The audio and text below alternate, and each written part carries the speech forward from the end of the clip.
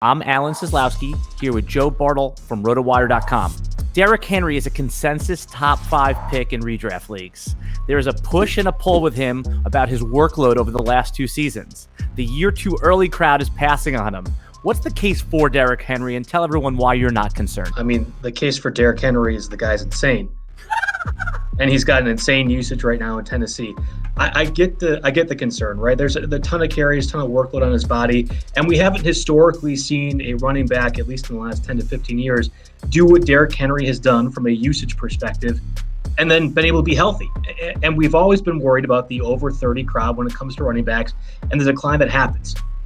We're not there yet. Derrick Henry is not 30 years old, and the Titans' offense isn't suddenly going to be revolving around Ryan Tannehill, despite the addition of Julio Jones.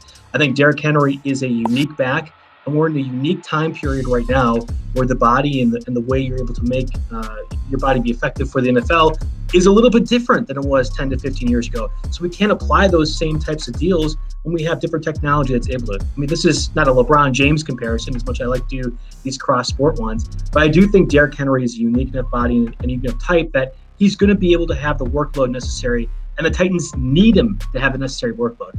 I'm not as excited about Derrick Henry's prospects in a points per reception league. I think in a standard format, he's a pretty layup, like top 3 selection. In PPR, it's a little bit different, but that's only because there's so many other options and guys that get involved from a passing perspective.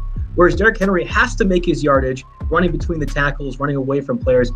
It's simply easier to be more efficient as a receiving or a dual threat guy as opposed to what Derrick Henry does. That being said, Derrick Henry doesn't solely run the ball, and I think if there is an upper echelon when I'm looking for guys in the top 5, can somebody exceed their expectations? I think Henry could if he's a bit more involved from a pass-catching perspective, and there's no reason the Titans shouldn't do that.